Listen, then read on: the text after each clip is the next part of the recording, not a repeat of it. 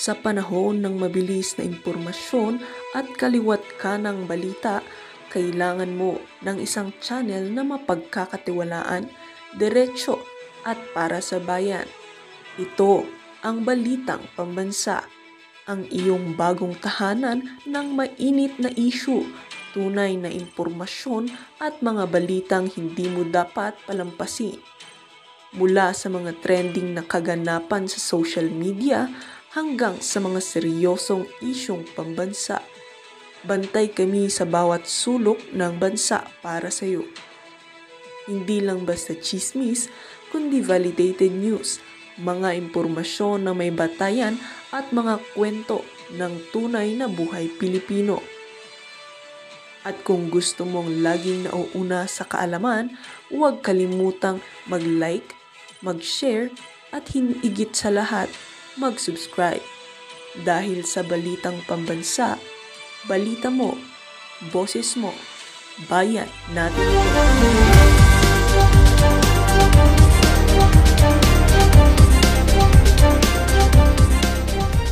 At naho, yan na nga ba sinasabi natin. Ito ang sabi niya, it's time for us to look for another trade partners. Kasi naman, sinasabi nitong si Marcos Jr., napakalaking accomplishment daw ho nung 1%. Anak ng tokwa, yung ibang mga world leader, yung ibang mga presidente, hindi naman ho sila nagpupunta ng Washington, pero napapaliit ho nila yung taripang pinapataw ng Estados Unidos sa kanilang mga produkto. Itong si Marcos Jr., gumastos na tayo ng pagkalaki-laki kung sino-sino pa ang binitbit niya na kanyang entourage dyan sa Washington, tapos 1% lang ang tatapyasin sa taripa. Anong klaseng kabalbalan yan? Kaya naman, sang-ayon tayo sa sinasabi na to nitong si Ping Lacson. Ano ho talaga ang sabi? Base ho dito sa post ng News 5. Teka ho ito, worst insult. Ang caption ho ng post na to ng News 5 na sinabi nitong si Senator Ping Lacson, worst insult. Napakalaki sampal sa pagmumukha ng mga Pilipino yan. Ganito, ilinarawan ni Sen Ping Lacson ang kasunduan ni na Pres Bongbong Marcos at US President Donald Trump kung saan ibinaba sa 19 mula 20% ang tariff rate na ipapataw ng Amerika sa Pilipinas simula Agosto. Yan! Worst insult. Kahit pa paano dapat palakpakan natin niya si Ping Ping, no? Kahit paminsan-minsan sumasablay yan. Dito sa isa na to, kahit nakasama siya sa alyansa, kakagatin ko na. Kasi kung pagka pinagtanggol ko pa yan, baka ako nang makaladkad sa sa kahihiyan, di ba? Ayon sa senador, panahon na para maghanap ng ibang trade partner ang Pilipinas. Dapat lang ho talaga mga kababayan, no? Dapat lang ho talaga na maghanap na tayo ng ibang trade partner dahil itong Amerika na to, akala ko ba tayo ang little brown brother ng mga Amerikano na yan? Dapat sana ginawa man lamang 10%. Di ba? Ginawa man lamang sana na 15%. Yung antindi binawasan 1%. Ano tayo mga lang yan. Ito, 19% versus 0% tariff is definitely not the most fair deal between decades-old friends or allies like the United States and the Philippines, saad ni Lacson. For your information, Senator Ping Lacson, hindi tayo friend. Hindi tayo friend ng mga Amerikano na yan. Tayo ay ally. Dalawang magkaibang bagay yung ally tsaka friend.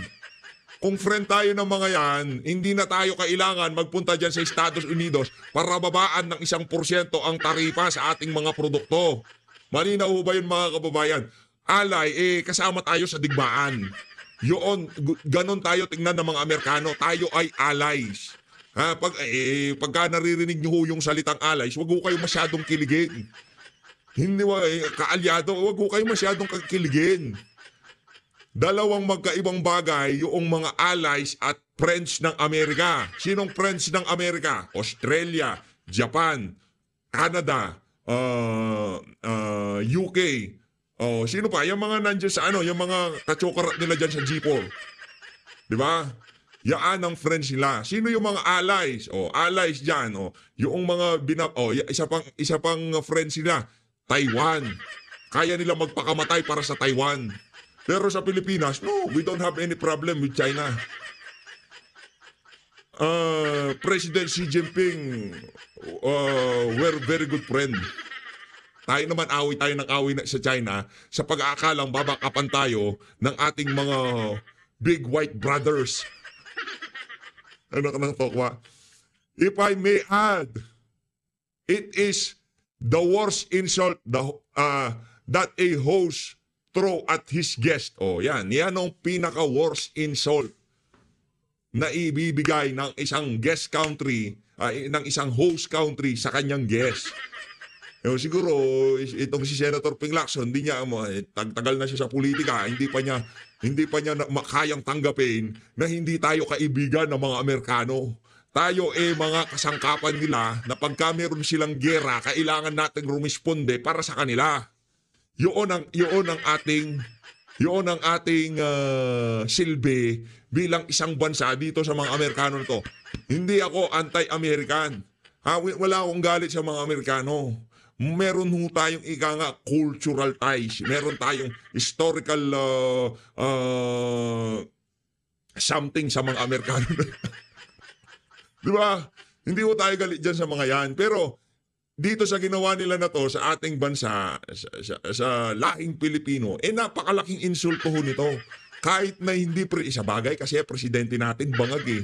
Wag tayong umasa na makatanggap ng respeto kung napakababoy nang nagpunta diyan sa Washington. Si Tatay Digong ilang beses inimbitahan na magpunta diyan sa Amerika, ni minsan hindi siya nagpunta. Hindi ako pupunta diyan. Ba't ako pupunta dyan?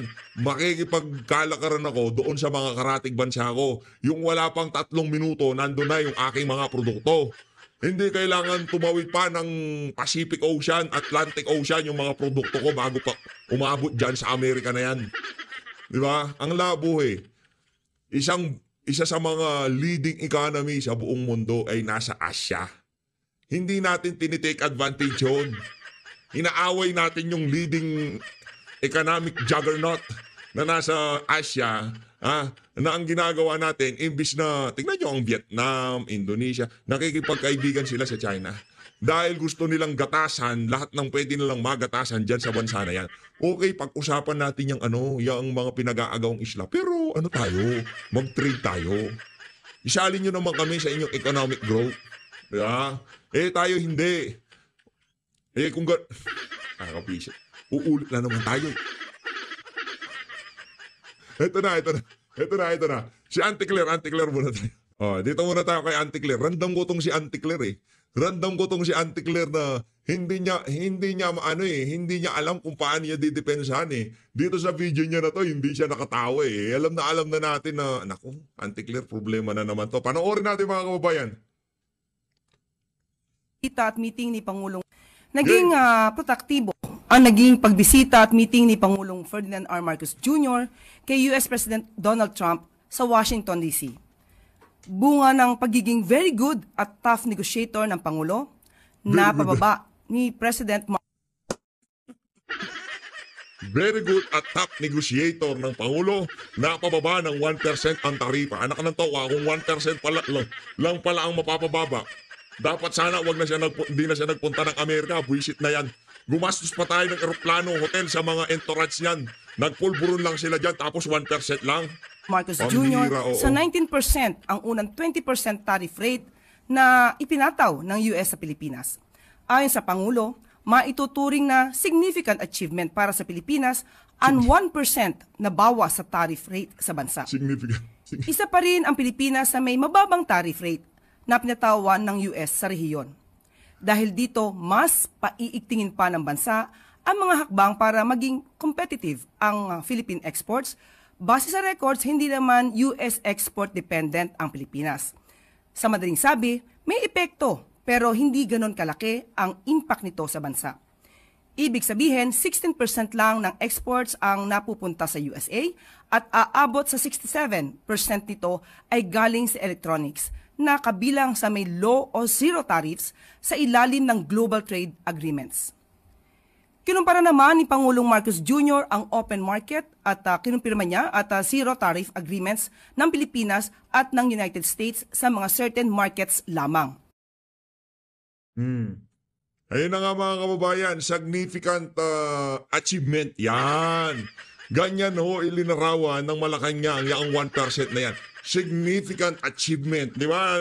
Pagka pinakinggan ng ordinaryong Pilipino, significant achievement. Tapos kasunod, 1%, mapapakamot na lang mapapamura na lang ng anak ng pinagago nyo na naman kami. Significant milyon-milyon ginastos natin sa mga entourage dyan, tapos 1% lang. Nak ng Petrang Garapata, Apektado kasi ang ating ang ating ekonomiya, di ba? Yung mga imported goods galing Pilipinas, kung mataas ang taripa, malaki ho ang impact noon sa mga mga importer. Siyempre, kailangan nila magbayad ng mas malaking buwis. Kung mababa ang taripa, mas marami sila mai-import. Pagka marami silang mai-import, mas maraming kailangan i-produce ng mga manufacturer sa Pilipinas, mas maraming trabaho ang kailangan na mangyari para makaproduce ng mga produkto. Yun ang impact noon. Ngayon, pagka tinaas ang taripa, kung ganito bulto ng i-import nila, siyempre babawasan yan. Doon pa nga lang sa taripa, yayariin na sila Di ba? Siyempre magre-reflect pa sa sa presyo ng ng mga produkto na yan. Halimbawa, yung produkto na yan konti na lang ang diferensya dahil Philippine made yan. Sabihin na natin maganda Philippine made, pero merong kalaban yan na Indonesian made na konti na lang ang diferensya, mas maganda ang quality nito, mas maganda ang materialis nito. Dahil tinaasan ng taripa nito, maganda quality nito, mababa taripa, mas mura lang maibebenta. Talo yung produkto natin. Ganun lang ako kasimple yun. Kaya napakahalaga ng taripa na yan. Kahit na sabihin mga imported goods yan, mga consumer nasa Amerika. Yung manufacturing sa Pilipinas, yung mga kapitalista sa Pilipinas, yung mga importer sa Amerika, ang direktang maaapektuhan ng taripang ipinataw na yan ng Estados Unidos. Yun ang simpleng paliwanag na madaling intindihan na pati tayo mas maiintindihan. Maiintindihan din natin. Ito, dito sa bahagi ng video natin na to, dumako naman tayo dito sa drama nitong si Nicolas Torre. Ang sabi ko kasi nitong si Mayor Baste, you're only brave if you have the position. If we had a fist fight, I can take you on. Sa laki na yan nitong si Mayor Baste, baka pagka binatukan niya itong si Nicolas Torre, tanggal pati anit nito Ano sabi nitong si Nicolas Torre, bumida siya. It's just right. Many of our citizens now are in need of help and affected by the storms and the flood. So maybe this is very good time for a charity boxing match. We can do it on Sunday at the Arena Coliseum. Siraulo ka ba, Torre? Di ko sinabi siraulo ka, Tinatanong kita, may saltik ka ba? Hindi, tanong lang naman. May saltik ka ba, Torre? Sinabi niya kaya kanya isang fist fight. Hindi niya sinabi magsuntukan kayo. Kunyari sinabi ko kaya naman kita na suntukan Hindi naman ibig sabihin nyo na hinahamon na kita na suntukan. Yan.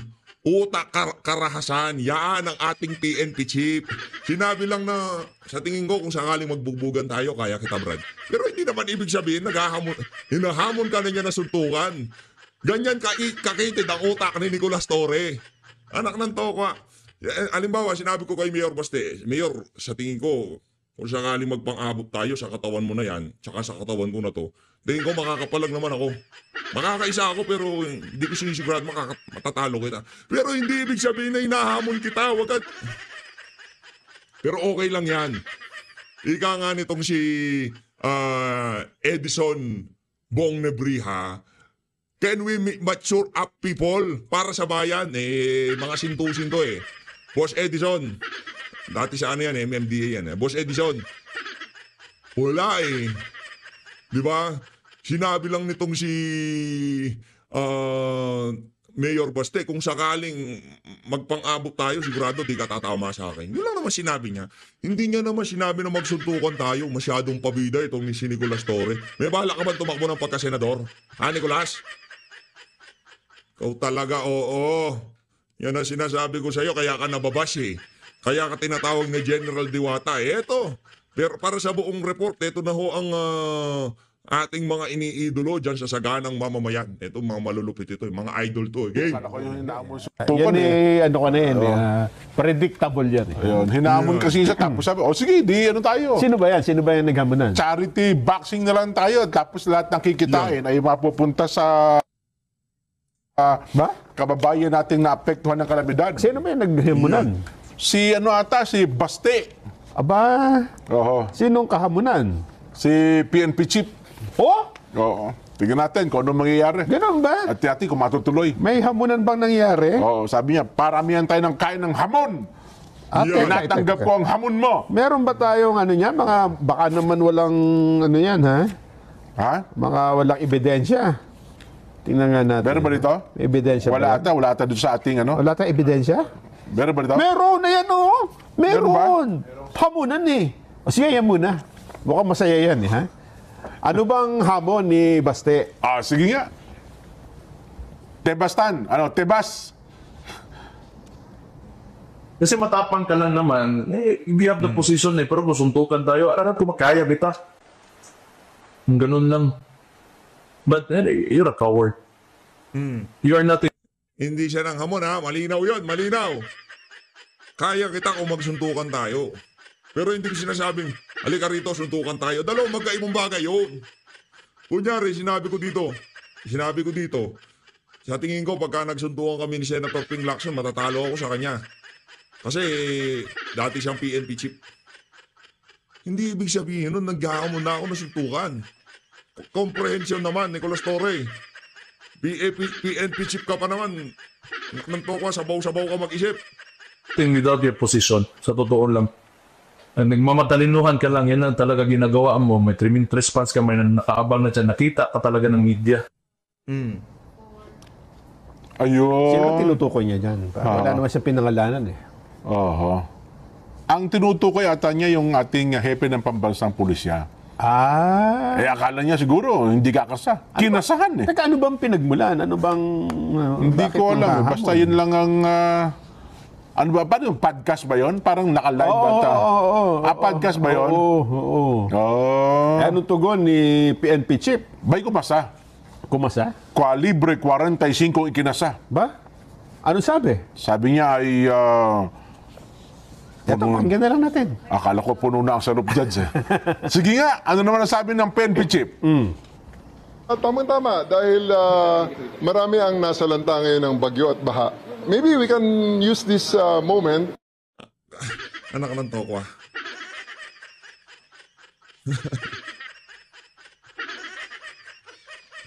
or this opportunity for to raise funds in a charity boxing match this coming kung para mabilis this coming Sunday sa Araneta. 12 rounds, pwede. 12 rounds susundukan para maganda. At para medyo marami-rami ang ma-raise natin, siguro you can find sponsors. Per round, may mag-sponsor. So, let's place their merchandise before each round. So, 12 rounds para medyo marami-rami ang sponsor at marami tayong ma-raise na pondo. Well, I was informed at nakita ko rin sa social media na naghamon siya ng suntukan. And, sa atin naman, whether he's serious or not, sa atin, let's just put this on a better use. Kung yan ang gusto niya, madaling pag... Ganyan ang kalidad ng PNP chip na meron tayo. Ganyan kakitid ang utak ng PNP chip na meron tayo. Anak ng tokwa, ang buong institution bababuyin mo para lamang sa ego mo. Dahil lamang sinabi ni Mayor Baste na kung sakaling magpang-abot tayo, sigurado kaya kita na suntukan. Anak ng Petrang Garapata, kung ganito na lang ang magiging chief PNP natin, magsi-abroad na ho tayong lahat. Anak ng...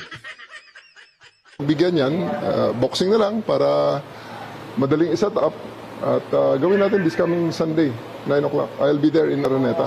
I'll ask Araneta to set up a boxing ring. Hopefully, they will oblige. Lakas ng influensya. I will ask Araneta to set up Boxing ring. Kala mo kung sino ah. Naging PNP chief lang, kala mo kung sino na. Kapal ng mukha. Kung wala naman, di maghanap tayo ng kung saan gym ang gusto niya. Ayun! Ano sinasabi ko? Ba, totoohan? Totoo. sabi ko Akala sa'yo. ko biru-biruan lang yan. Sabi ni General Jean Paro sa likod, boss, akong manager mo. Ako ang coach. 20% tayo dyan, boss. 20%. Oo. Araneta Coliseum. Hindi, may medyo... Kung madalian yan, linggo na yan eh. O, yun na nga. Baka imposible. Kasi siyempre... Diyan sa Ilorde Boxing sa Mandaluyong, meron dyan. Hindi, ako nasagot ko na yung venue. Ganon? Oo. Ako na magbabayad. Ba? Diyan tayo sa Philippine Arena. Wala tayong boxing ring doon. Hindi, maglalagay tayo. Di ba, may NLEX dyan. Oo. Yung kalsada, doon tayo. Sa tapat ng Philippine Arena. Kalsada. Hindi tayo makakakuha ng doon. Ganansya kasi may entrance fee. May sponsors eh. Yung pagpasok. Pambira. Sali ako dyan. Pinagkakitaan nyo na eh. Boss dyan, sali ako dyan. Sali ako dyan. Pwede ba sumali si PH dyan? Ako yung water boy. Ako yung tagahatid ng tubig kay Torre at dito kay Mayor Baste. Hindi, ayan lang ho ang testamento na napakakitid ng utak ni Nicolas Torre. Ayaw ko man tawagin general kasi pagka-general ka, ang katungkulan na yan ika nga yan pinakamataas. Ha?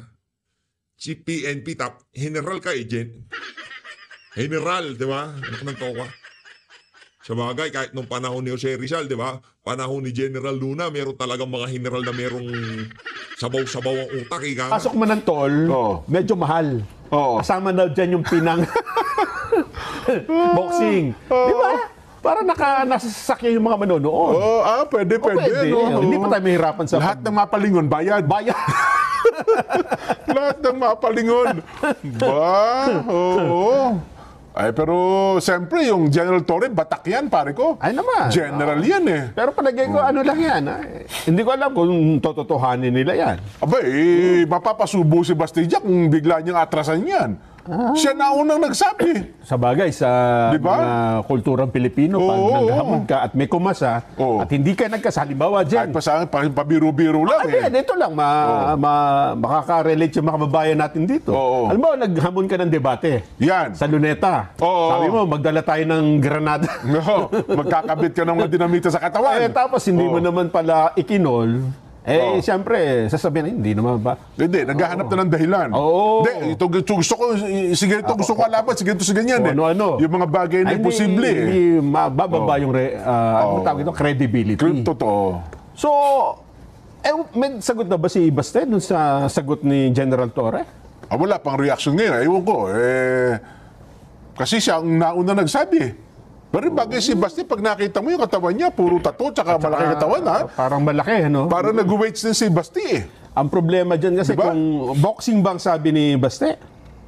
Suntukan, sabi. Suntukan. Pero walang sinabi kung ano eh. Kay General Torre naman, boxing. Ayun, para na madali ang setup. Kasi naman, kung suntukan na walang gloves, mixed martial arts yun. Tsaka masyadong violento yun. Yan. At least yung boxing ay tanggap ngayon bilang sports, di ba? Hindi, tsaka nakakita pa naman, pwede ito tumanggap ng sponsor eh. Sponsors, tapos mga kikitain ay itutulong sa mga nasalanta ng kalamidad. Ba? Sige. Di ba? Gawin Hindi ko lang alam kasi si Baste kung yan ay may training kasi bukod sa kanyang pabanda-banda, yun kasi nagbabanda yan eh. Hindi ko alam ang iba pang extracurricular activities ni Baste. Oo nga, no? Di ba? Tsaka iba kasi yung boxing eh, di ba? Ano yan? Resistensya yan eh. Sabihin mong every 3 rounds tapos 12 rounds. Naku, kung wala kang resistensya, maganda-ganda dyan. Baka 3, 4 na rounds lang, hingal kabayo ka dyan, pare ko. Diba? Siguro, abangan na lang natin yan, ha? Kung talagang magkakaroon ng ganyan, na ako sa personal kong pananaw, yan may siguro usapan lang. Hindi, ano yan? Kasubuan na yan, pare ko? Ito talagang si Sergeant, talagang gusto niya magkaabutan eh. Ibang klase, talagang to si Sergeant, ibang matindi. Pasubuan na yan, tuloy na yan. Kalita ko, isa naghahasa na ng labaha eh. Labaha, gano'n ha? Ay, hindi kasi, Jen, ha? Ito yung ikinagulat ko, hindi yung... Hindi yung suntukan na yan. Ang ikinagulat ko ay yung may naghamon kahapon Jen eh. Humamon din? Oo. Di ba? Hamunan kayo ng hamunan, ha? Di ba ang unang naghamon ay yung NDRRMC ba yun? O yung, sino bang nagsabing Ano yung hamon? DILG yata din eh, no? Na ano?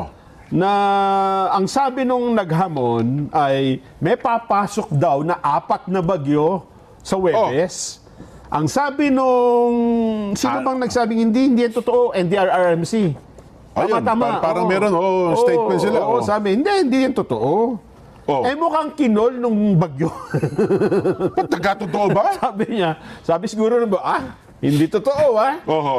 Simula ngayong araw na ito, simulan na natin ang pagbibilang. Ba? Alam niyo po ba mga kababayan na bukod sa bagyong Dante na nasa loob ng Philippine Area of Responsibility, meron pang pangalawang bagyo na nasa loob din ho ng Philippine Area of Responsibility ngayong araw na ito. Yan. Yung dating low pressure area, lumakas, naging isang tropical storm. Nako. Yes. Pero sa amin, sinasawsaw sa kapiyan eh. Alin? Yung bagyo na yan. Bakit? Ano pangalan ng bagyong... Emong. Kita mo. Sinasawsaw sa kapiyan, pare ko. Pandisan. Emong. Diyan sabay sa Ghana, tsaka doon sa Tandang Soro. Ayun, no? Asan ba? Isa, dalawa. Ayan, D. Yung D ay Dante. Yes. Yung S, Semong. Emong. Asan yung Emong? At meron pa na nasa labas ng Philippine Area of Responsibility na LPA. Yung bilog na pula, yun ba yun? May possibility din na maging ganap na bagyo in the next 24 hours o Webes. Ba? Therefore, pagka pumasok yan sa PAR at naging bagyo, 3 bagyo na nga. Ang sabay-sabay? Sabay-sabay. Hindi, pero si Dante kasi palabas na eh. Baka hintayin yung dalawa. Ganoon, magantabay ng bagyan, no? Basta ang usapan naman, sa loob ng PAR eh. Oo, sa loob ng PAR. Hindi, pero 3 lang yan. Ang sabi niya kasi, 6 eh. Sabi yung kahapon. Baka si Crising nakalabas na eh. Oo nga, si Crising. Wala na. Pero kakaiba, no, na may ganyan 2 bagyo sa isang pagkakataon sa loob ng Philippine Area of Responsibility. Baka sabihin kasi nung nagsabi, hindi, yung isa kasi dyan, habagat. Kaya 4 talaga yan. Di ba? Kinagulat mo rin ba kasi yan? meron ba isa pang habagat nga pala, no? So, Dante, Emong, ano pa isa? Goryo ba yun? Gorlo. Ha? F parang muna. Pabian. Dante, Emong, Pabian. Tapos habagat. Habagat. 4 nga. 4 nga. Ayun, Emong, Pabian. Tapos habagat, Goryo. Talaga naman, Yan ang kagulat-gulat. Diyan ako nagulat, Jen. Parang first day ba nangyari yan sa kasaysayan na kung magkakasabay-sabay sa loob ng PAR? Yung 3 ay wala pa akong nabalitaan. Pero yung 2 ay bihira. Yung 2, di ba, merong... tag doon, Kadalasan, Jen, 2, pero magkasunod na magkasunod. Pero yung 2 at the same time sa loob ng PAR, yan ang hindi ko masyado pang... Bibihira Di ba, yung tag doon makiwara. Hindi, tag doon yung... Yung nasa labas na, hahatakin, babalik.